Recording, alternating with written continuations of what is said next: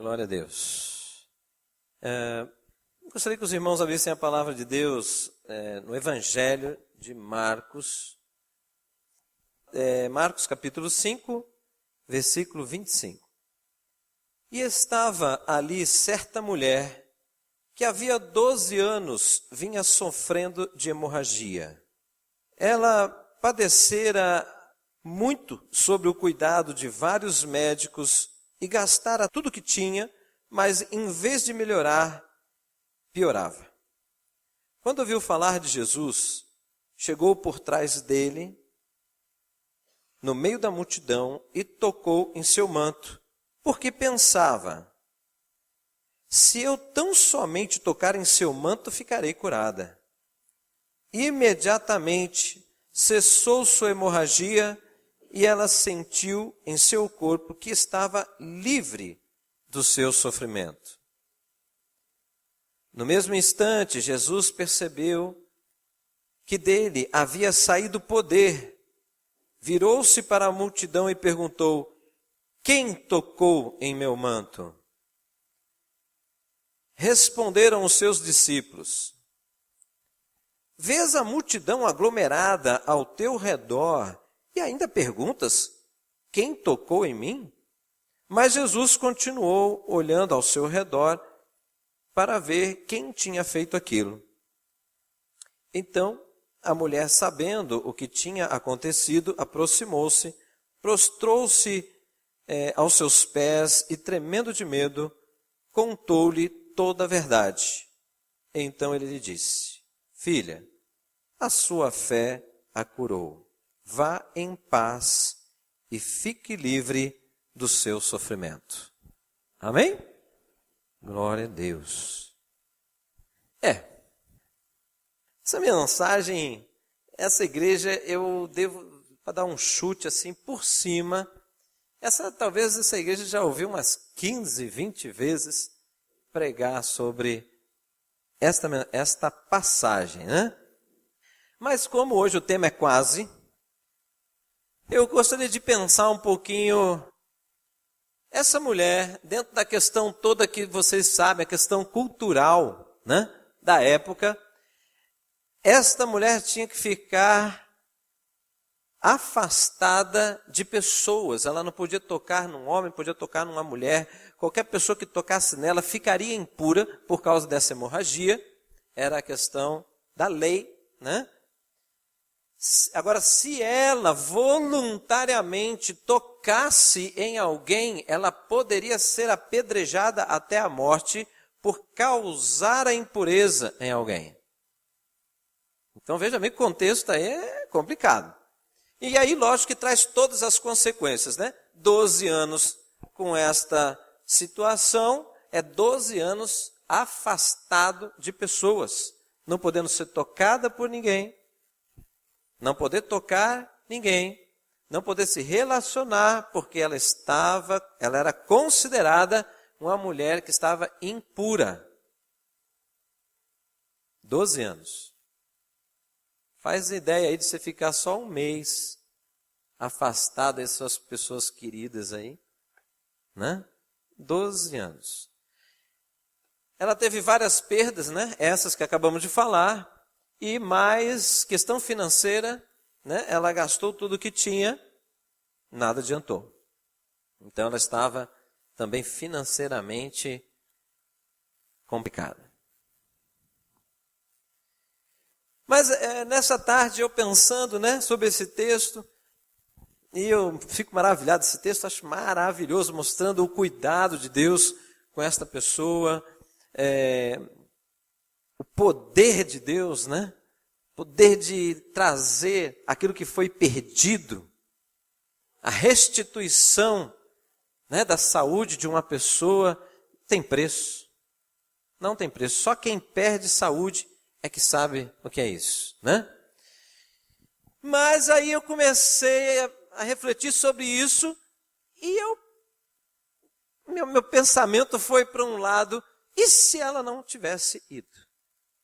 E se ela tivesse visto ali a passagem, né?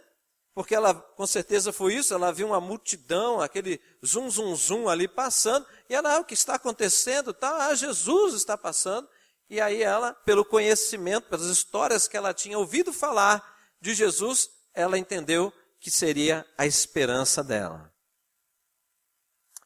Mas eu pensando nisso, e pensando na possibilidade dela não ter ido, ela ia continuar, né, na condição que ela já estava, e aí as consequências disso. E aí eu comecei a pensar como muitas pessoas vivem o quase. Você já se imaginou numa situação, num processo seletivo de emprego?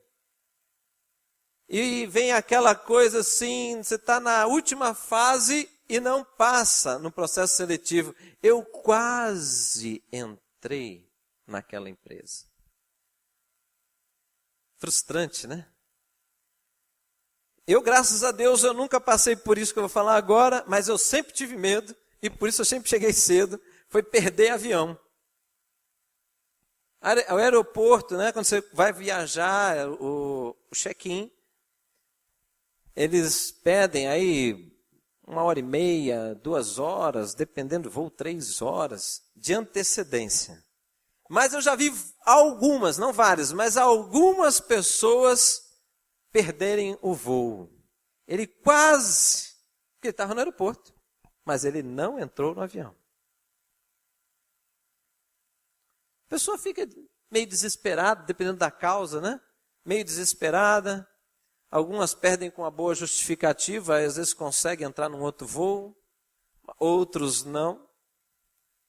E é uma situação ruim, né? Você entrou ali, você está no saguão, o saguão de embarque fecha e a pessoa chega. Mas eu já vi isso acontecer olhando para trás. Mas não, que isso, eu estou aqui, olha lá, o pessoal não embarcou. E começa aquela agonia.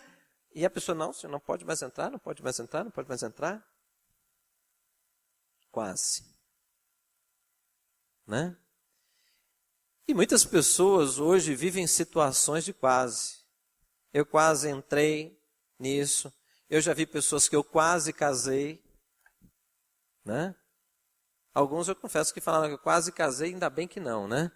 Mas já peguei alguns que, assim, com uma dor, né? Uma dor assim antiga. Eu tive possibilidade de casar com uma pessoa que entendi que ia ser a pessoa da minha vida, mas o quase. Né? E aí, puxando para essa situação, meu Deus, eu fiquei, Senhor, esta mulher, ela sofreu muito, mas o sofrimento teve um fim maravilhoso. Ele chegou a um fim. Ela não foi até o fim da vida dela em sofrimento. Né?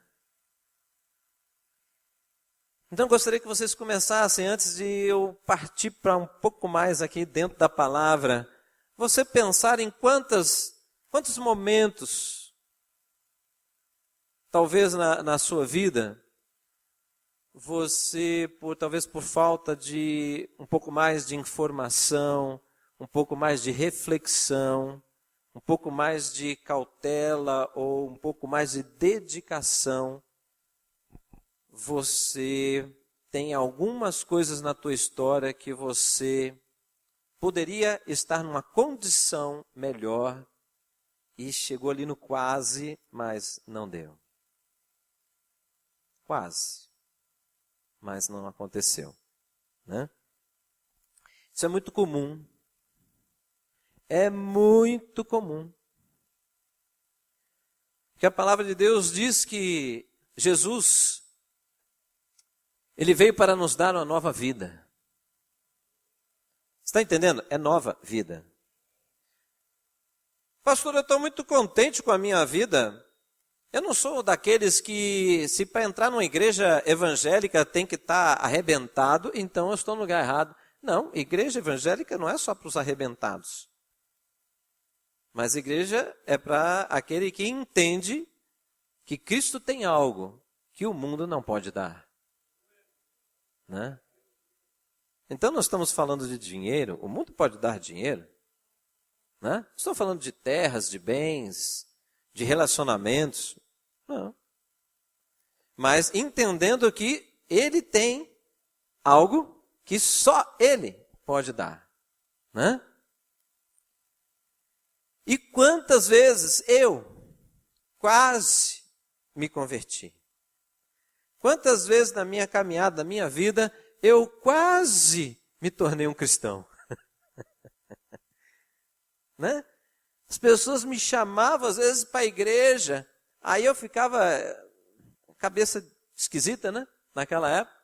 Aí eu ficava lembrando, a pessoa me chamou para a igreja, aí eu comprava um tanto de bombinha de São João, né?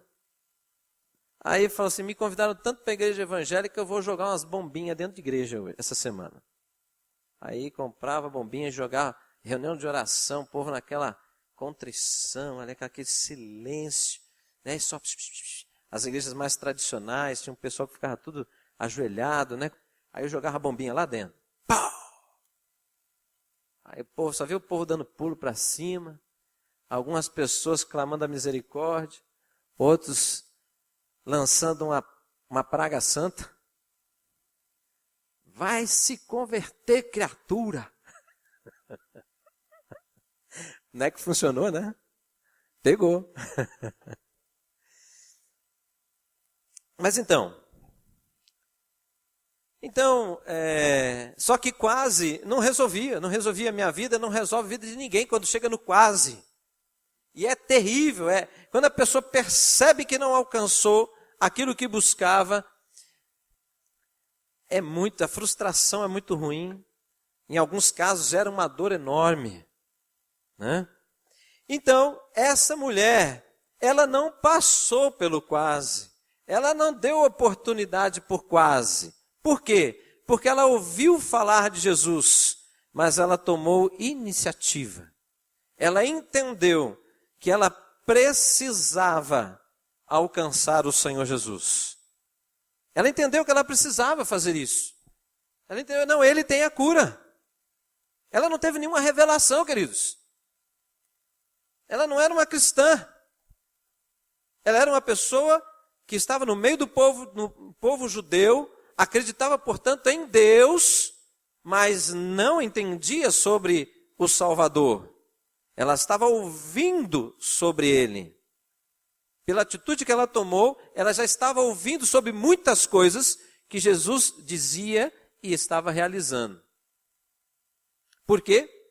Porque ela sair daquela condição que ela estava, no risco de ser apedrejada, passar por tudo isso, simplesmente para tocar nele, é porque ela já deveria ter ouvido muitas histórias que Jesus curou este, aquele outro, tirou o sofrimento, tirou a dor de várias pessoas. Então, nesta noite, eu queria dizer o seguinte: Jesus, ele ressuscitou. Nós sabemos, né, pelo Natal, nós sabemos que Jesus nasceu. E aí, quando nós estamos caminhando para chegar daqui a pouco na Páscoa, nós sabemos que a Páscoa é a ressurreição de Cristo. Não é isso, irmãos? A ressurreição de Cristo. Então, Jesus está vivo. Bom, você acreditando ou não, Jesus está vivo. Ah, mas ele está vivo, por que eu não estou vendo? Porque ele subiu aos céus, como foi dito profeticamente, e aconteceu, ele subiu aos céus, está ao lado direito de Deus Pai. Mas então, nós cultuamos uma pessoa que está longe? Não, porque a terceira pessoa da Trindade de Deus está no nosso meio. Né? O Espírito Santo de Deus está aqui. Amém? Então, quem é o Espírito de Deus? Deus. Quem é Jesus? Deus. Estou certo ou não? Porque o cristianismo não cultua deuses. Um só Deus, Deus triuno. Tá certo? Então, Jesus ressuscitou. A diferença que Jesus fez naquela época, ele não fez a diferença na vida de todas as pessoas. A intenção era alcançar a todos. Todos ou muitos ouviram, mas nem todos acreditaram. Mas aqueles que acreditaram, as suas vidas foram transformadas. Estão entendendo? Então, ouvir falar de Jesus não te faz um cristão. Desculpa se você não sabia. Mas ouvir falar de Jesus não te faz um cristão. Cristão é um título que se dá àquele que se identifica com Cristo. Aquele que acredita ao ponto de viver os seus ensinamentos. Tá certo? Então, esta mulher, ela ouviu. Ela ouviu a mensagem anunciada por pessoas a respeito de Jesus. Ela ouviu e ela creu. E, portanto, ela agiu. E em cima daquilo que ela creu, ela foi ao encontro de Jesus. E eu quero dizer para vocês, Jesus não cura apenas hemorragias. A palavra de Deus diz que ele curou toda sorte de enfermidades. A palavra de Deus diz que até os lunáticos eram levados até Jesus e eram curados. E ele está vivo. Portanto, ele pode curar. Amém, irmãos? Mas a intenção de Jesus não foi, a maior intenção não foi vir aqui sobre a terra para sair curando pessoas de enfermidades. Não.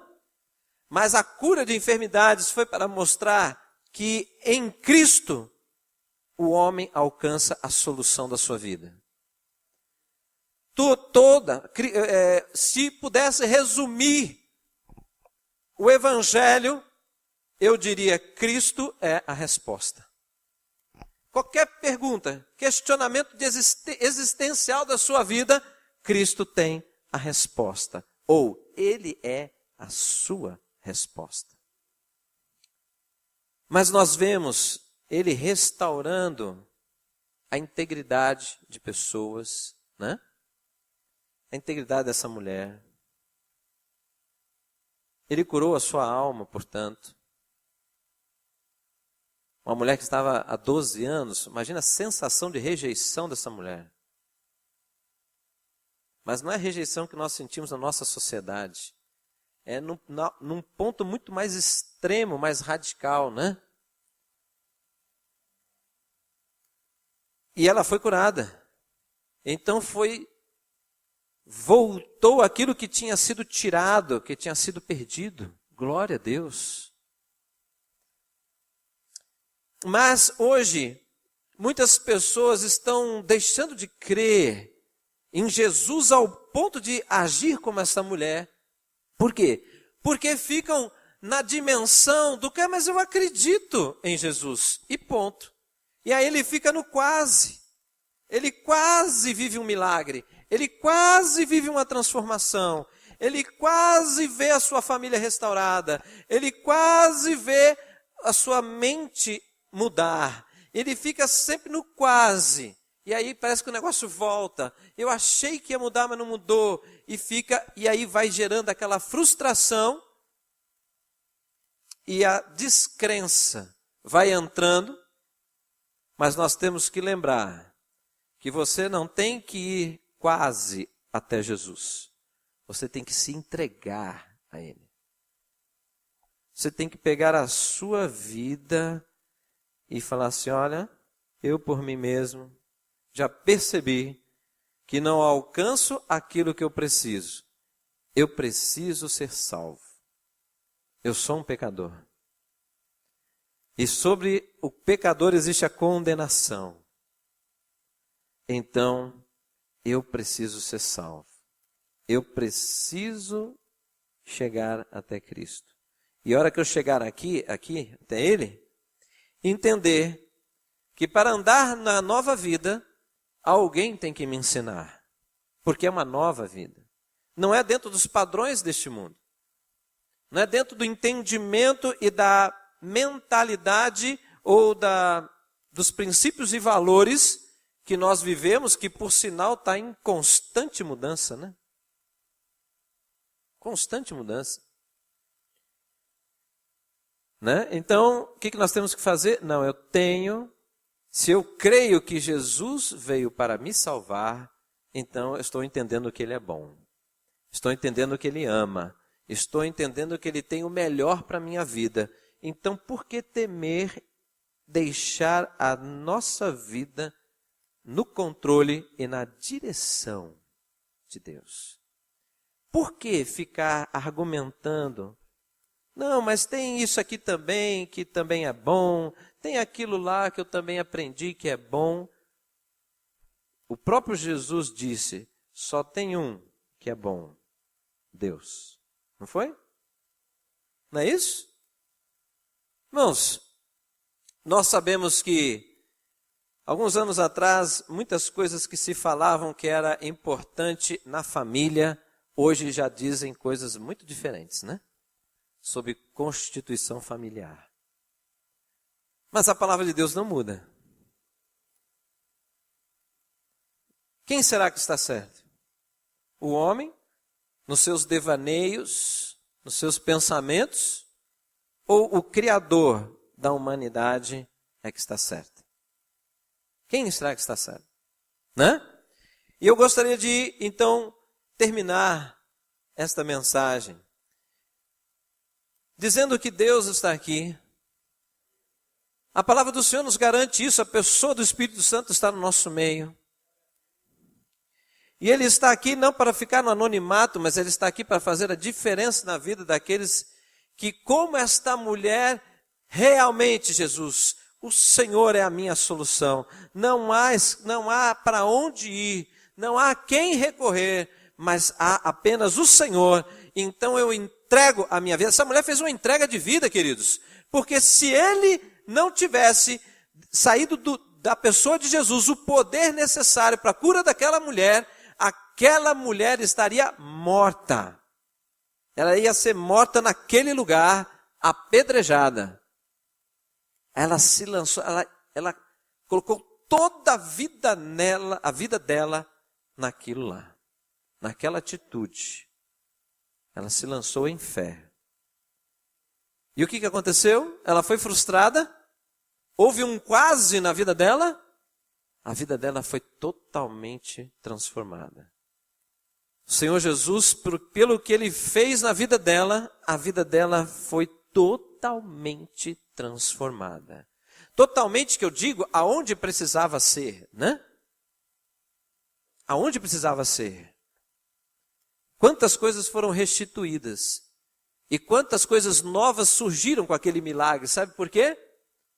Porque esta mulher foi honrada a tal ponto que a história dela está registrada num livro que é chamado Sagradas Escrituras. Olha a honra que ela recebeu. A história dela não seria esquecida. Nunca mais. Por quê? Porque a atitude dela foi uma atitude de fé.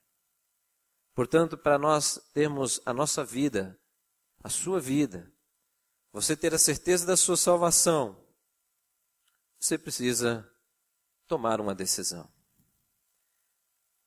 Deixar o controle da sua vida agora nas mãos do Senhor.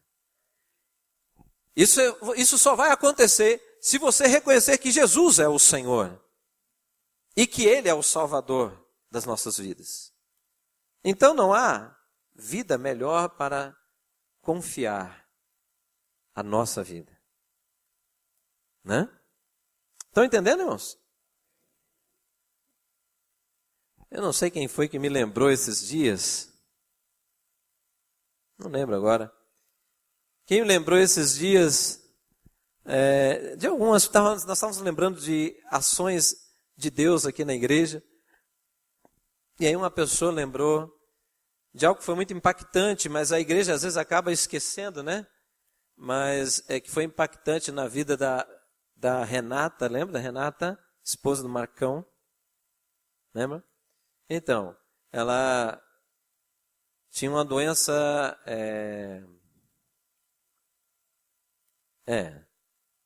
ela tinha lúpus, né? E uma doença que não tem cura, e ela vai evoluindo, né? então ela leva à morte. E quando ela soube disso, ela já cristã,